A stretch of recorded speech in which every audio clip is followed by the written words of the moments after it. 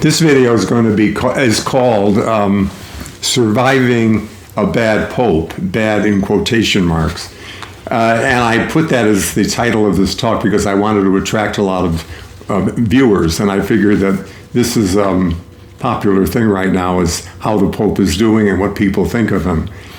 I put "bad" in scare quotes for a reason, and I want to start out with that. The word Pope is an anglicized form of the Latin word Papa. And in Romance languages, it's very clear that the word means Papa or Daddy.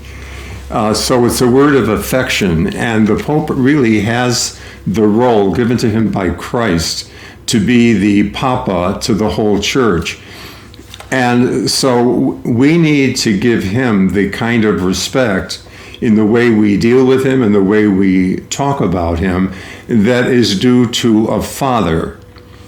One example of that would be, you might say, well, but the Pope isn't doing very well. And so I can't talk about him as if he was doing very well. Well, imagine that you had a father who was drunk and was making a fool of himself in front of other people. You would be embarrassed.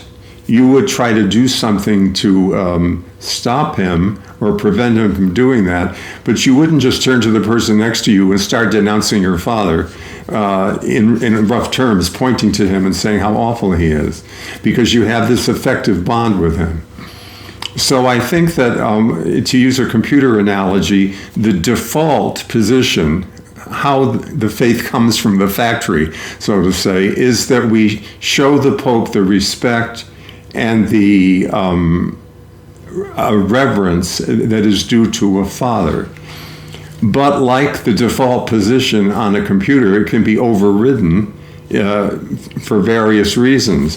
If you have a Pope who is what we would say not a good Pope, he's not a good teacher and so forth, there are going to be problems, and then you're going to show your respect to him in a different way than you would if he were different. So how do we deal with a Pope that is troublesome? How do we deal with a Pope that is doing things that are causing a lot of grief among the faithful? Well, first of all, what is the Pope's job? What's he supposed to do? His job is to receive the deposit of faith, the gospel of Christ, in all its completeness and totality, and to preserve it and pass it on to the next generation or to the present generation in whole, without its being affected negatively. That's his job. Now, when is a Pope acting like a Pope? When is a Pope doing a Pope's job? Well, not everything that comes out of the mouth of a Pope is papal. Not everything that comes out of the mouth of the Pope is his teaching the gospel in a way that requires us to accept and to honor. So, for example, comments made by the Pope off the cuff at 30,000 feet in an airplane are not papal teaching. They're just comments that he made in answer to questions. If he talks about things that don't pertain to faith and morals, the gospel pertains to faith and morals. If the Pope talks about something else, he's on his own. He's not talking as the Pope. And so we should listen to what he has to say and consider it, but it isn't a teaching of the faith that requires our acceptance. Examples of that might be if he talks about his views on global warming, for example. They aren't the faith, and therefore you may have different attitudes toward global warming. He may talk about certain economic systems. If he isn't talking about the morality of them, then he doesn't need to be listened to as the formal teacher of the faith.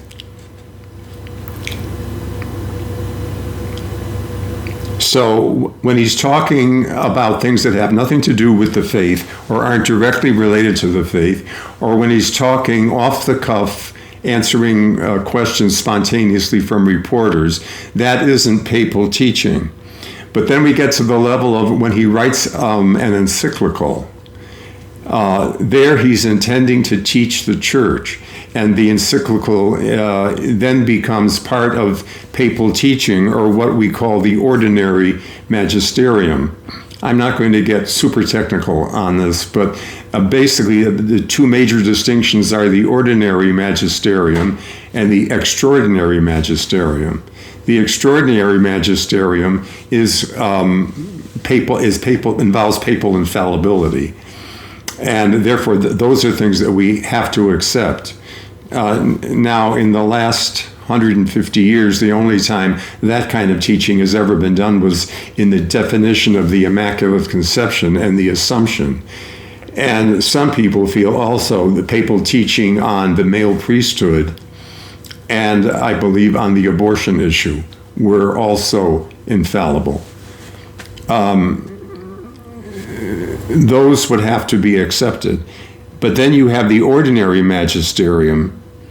That would be encyclicals, or when the Pope gives a homily to a congregation in Rome or gives a prepared talk, then he's attempting to teach the faith.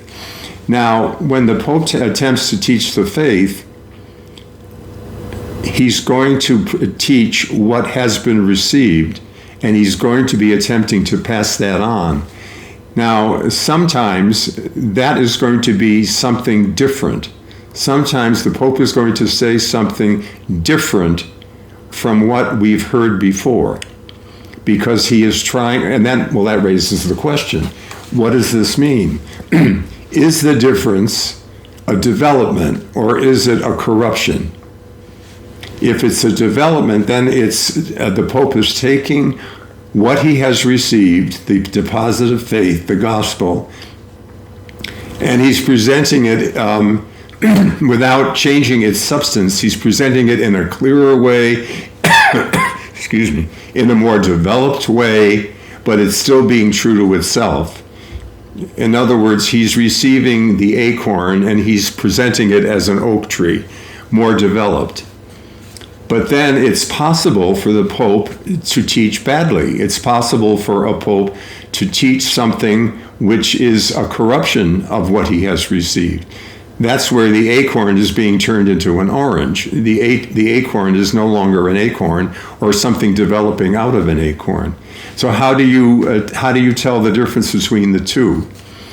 Well, if the Pope teaches something that seems to be in contradiction to what other previous popes have taught. So, for example, previous popes have taught that capital punishment is not intrinsically evil, but in fact, the state has the power to inflict it. And then the present pope teaches exactly the opposite of that. Then you don't have a development of doctrine. Development can't be a contradiction. It has to be a change. But it's, again, it's explaining something more clearly in a more elaborate manner than previously, drawing more conclusions than had been drawn before.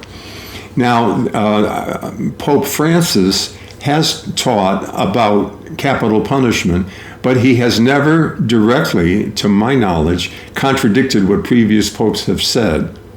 He has never said that the state has no right to inflict it. He's never said that it's intrinsically evil. He doesn't like capital punishment, and he comes short of saying that it's intrinsically evil, but he never actually crosses the line and says that.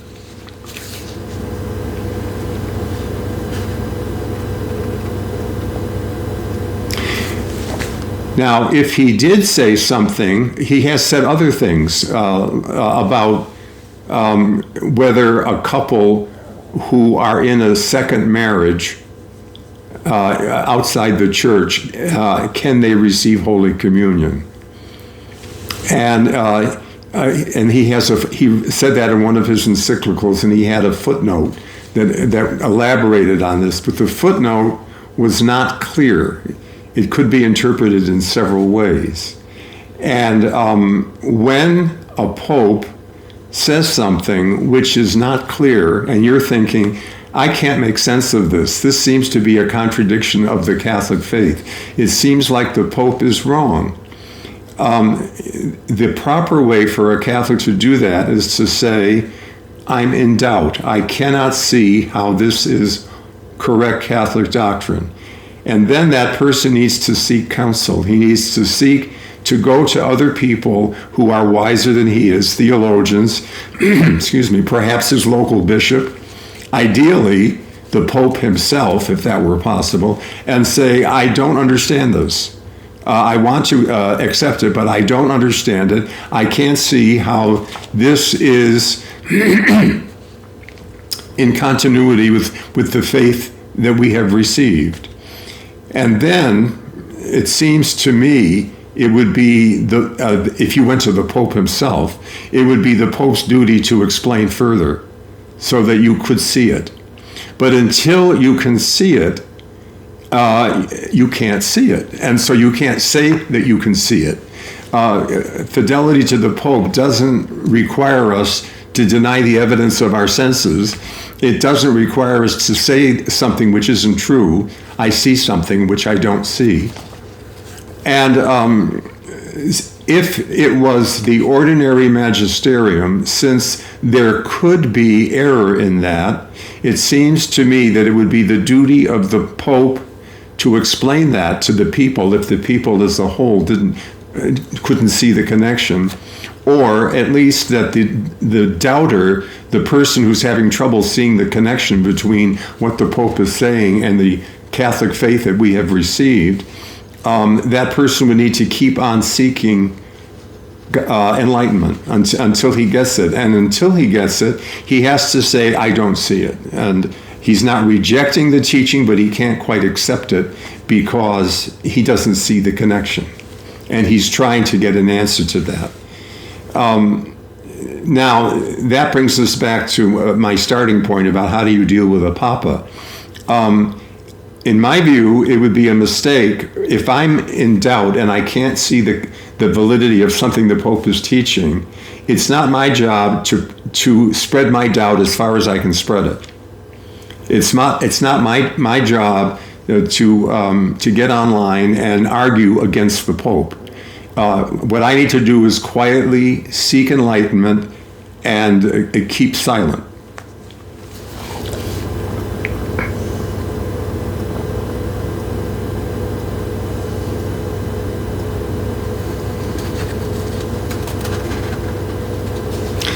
Now, so that's the ordinary magisterium. That's what's involved in the teaching on capital punishment and the teaching on divorced Catholics going to communion. That's ordinary magisterium. To my mind, neither of them, on the capital punishment issue, the Pope hasn't said that it's an intrinsic evil. So he hasn't contradicted the official teaching of the Church. He simply said he doesn't like it, he thinks it's awful, and he's used non-theological terms to talk about it, but he has never said it is intrinsically evil. And as far as Catholics in the second marriage being allowed to go to Holy Communion, that is unclear. That does seem to contradict what the Church has always taught about such things. And that calls for further clarification. Now, there were 4 cardinals who asked the Pope to clarify that, and that was like 4 years ago, I think. And so far, he hasn't responded. As far as infallible definitions, this Pope has made no infallible definitions at all.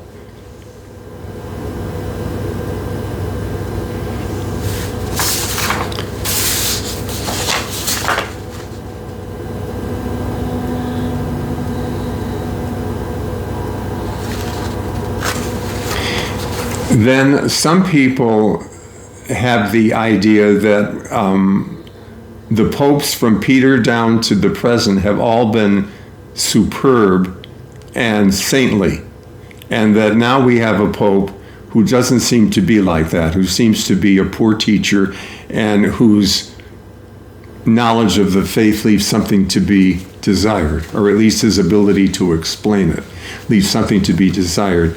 That doesn't really correspond to historical reality. First of all, when you go back to the 12 apostles themselves, Peter denied Christ not only once but 3 times. The other 10 of the other apostles fled when Christ was crucified, and not one of them stood by him. One was the actual betrayer of Christ, and he committed suicide. So that leaves one, and that's John, the beloved disciple. He stood at the foot of the cross, accompanied by Our Lady. So the church started out with those picked by Christ personally as having a rather dismal show of their orthodoxy and their fidelity to Christ. Then later, we have Peter, although he taught that Jewish Christians and Gentile Christians are one and should live together, out of concern for some Jewish Christians, he stopped associating with Gentile Christians for a while and wouldn't eat with them.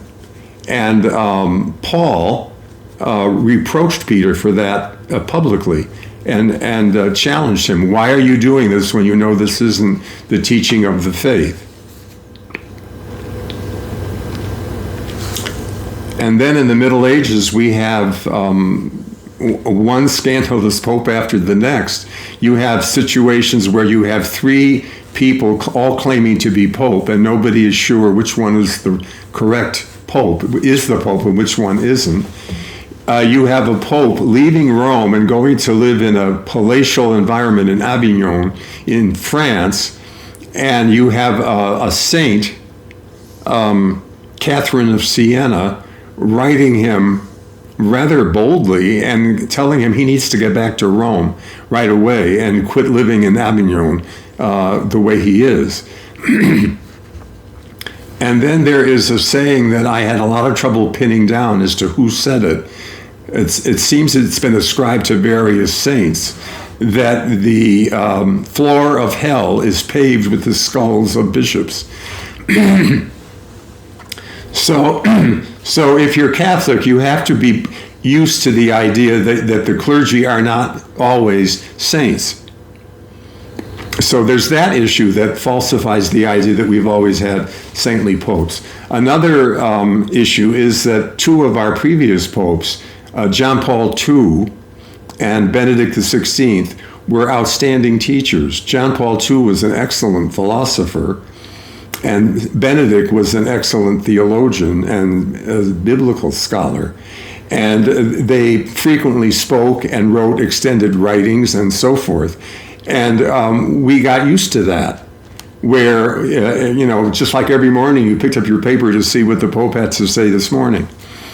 But that is an unusual modern situation. Throughout history, saints lived and died and never even knew the name of the Pope. Hardly had anything to do with the Pope. So that the popes were much less in everybody's daily life than Pope Francis is now. A pope could live and die, and people would find out that he had died maybe a couple of weeks later, and that would be the end of it. Then they would find out that a pope was elected, and they would see that, but they weren't in direct contact with the popes. There was no television and videos and so forth like we have now. Now the Pope says something, and within 24 hours it's all over the world. Everybody knows it.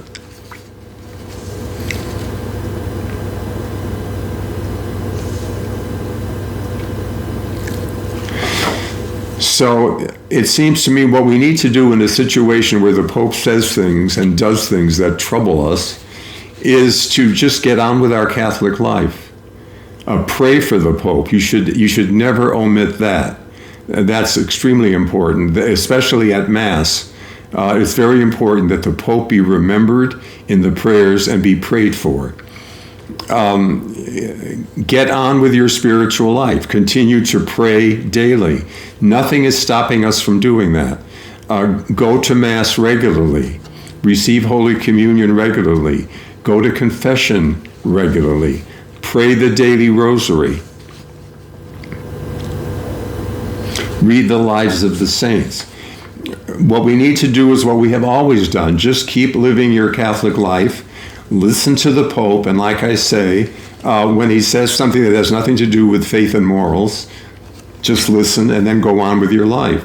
If he says something that does have to do with faith and morals, but it's ambiguous, then live with the ambiguity, try to get it resolved, but don't lose your peace as a result of it.